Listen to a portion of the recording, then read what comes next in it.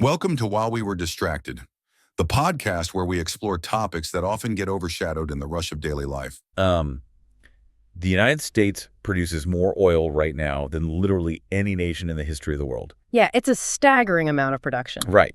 So by all accounts, we've achieved, the holy grail of geopolitics, which is complete energy dominance.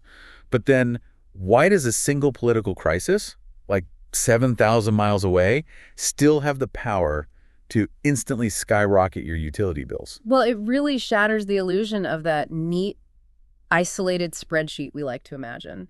I mean, we tend to view global power as just this simple accounting exercise. Yeah, like if domestic production exceeds domestic consumption, we just assume the math protects us from the chaos of the outside world. Exactly, but it doesn't. And that assumption is exactly what we're pulling apart today. So welcome to the deep dive.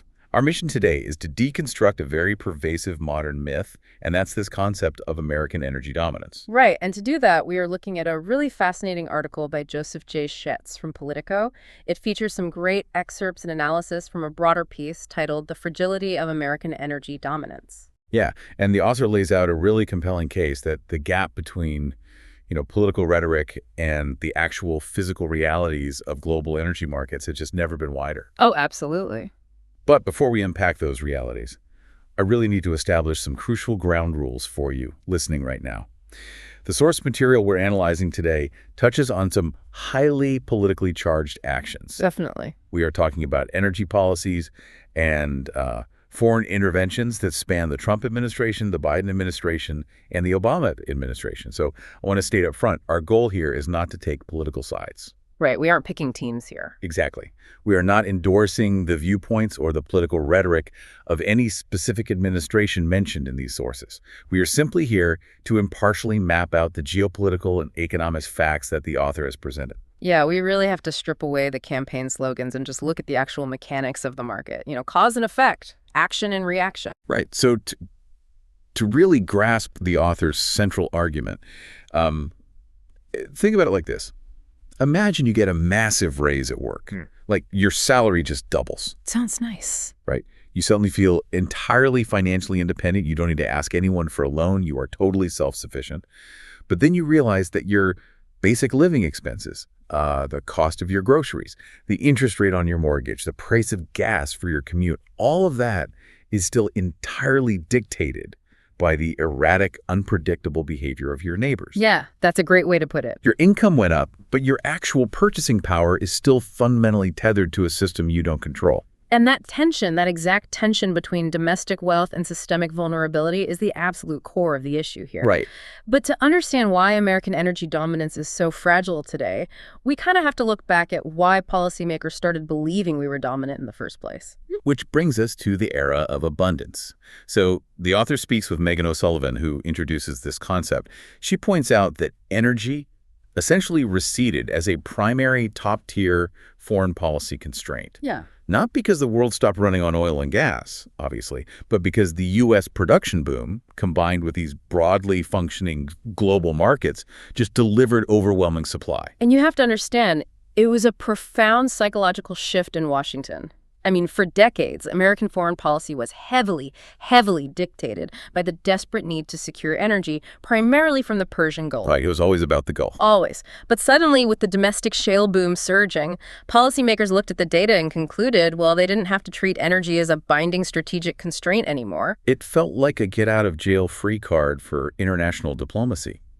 In fact, get this, the source quotes the late 2025 national security strategy directly on this exact feeling. Oh, yeah, this quote is so telling. It really is. It states, as this administration rescinds or eases restrictive energy policies and American energy production ramps up, America's historic reason for focusing on the Middle East will recede. I mean, that is the quintessential abundance mindset distilled into a single sentence. Yeah. The underlying logic there assumes that domestic production equals geopolitical isolation. Like, we make our own energy now, so we can pack up our strategic focus and just leave the traditional epicenters of global energy behind. Okay, let's unpack this because I want to push back on that premise a bit. Sure. If we have so much domestic production, why isn't that the end of the story? Yeah. Like, doesn't more oil at home automatically mean we can just lock the doors and ignore the rest of the world? If we pull enough oil out of Texas and North Dakota to cover our own needs, why does a pipeline exploding in Europe or, say, a sudden production cut in the Middle East immediately hit the wallet of a guy driving a truck in Ohio? What's fascinating here is that the assumption of isolation fundamentally misunderstands the mechanics of global arbitrage. Okay, explain that. Well, oil is not a localized product. It is a globally traded, highly fungible commodity. The price of a single barrel is determined on a global margin. So regional abundance doesn't break your ties to global commodity pricing at all? Not at all. I mean, even if the United States produces every single drop of oil it consumes, American oil companies are not charities. Right. They sell their oil on the open market to the highest bidder. So, if a crisis in the Middle East suddenly removes, let's say, 2 million barrels of oil from the global supply, countries in Europe and Asia are going to scramble to replace that energy. And they'll bid up the price everywhere. Exactly. They will bid up the price of oil everywhere, including the oil sitting right there in Texas.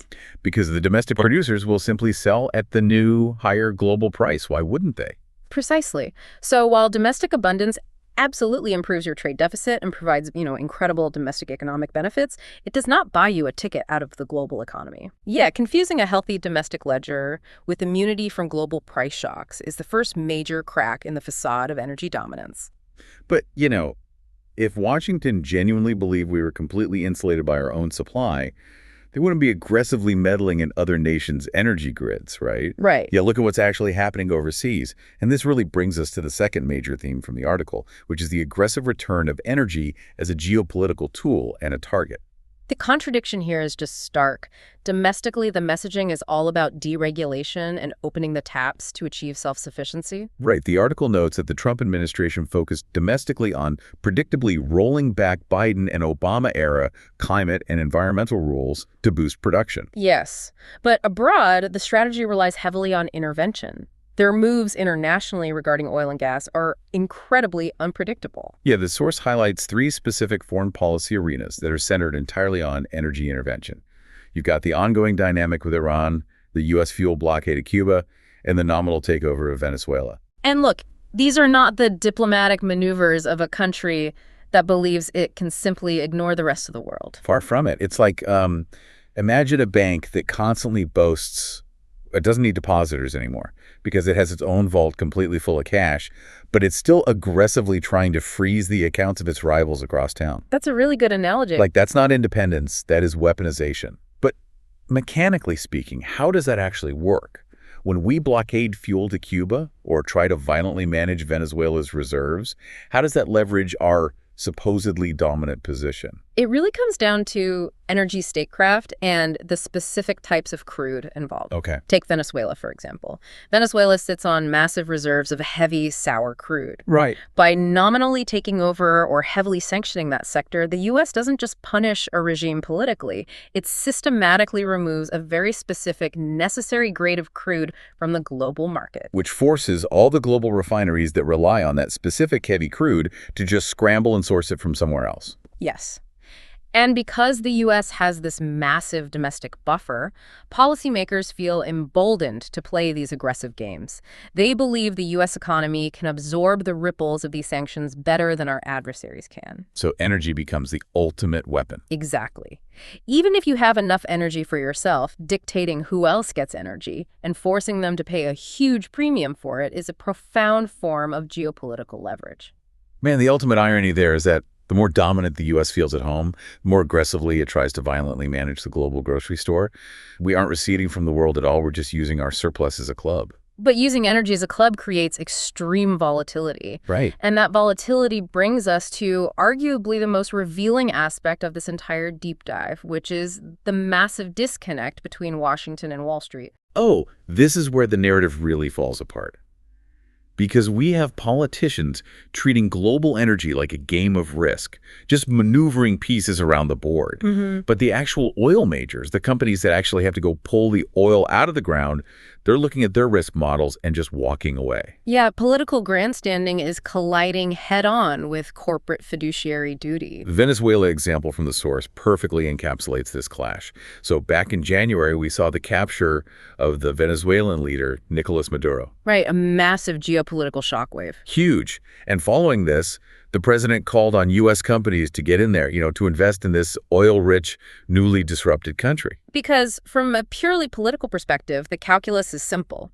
Washington secured a foothold, so now American industry should march in, capitalize on the disruption, and secure the resources for the United States. But ExxonMobil didn't march in. No, they didn't. The source quotes Darren Woods, the CEO of ExxonMobil. He didn't issue a press release celebrating the new frontier. He flatly called Venezuela uninvestable for the moment. Uninvestable. I mean, when the CEO of one of the largest energy companies on Earth uses that word, we really need to examine the mechanics behind it. Yeah. Woods is signaling that no matter what Washington wants, the math simply does not work.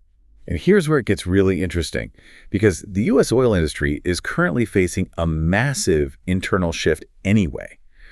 The article points out that the domestic shale boom here in the U.S. is actually ebbing. Right, and we need to unpack why it is ebbing because that directly drives this corporate behavior. Go for it. So the early years of the shale boom were fueled by cheap debt and a massive rush to drill the absolute best, most productive sites, what the industry calls Tier 1 acreage. Okay. But rapid well depletion rates are a known physical reality of shale drilling.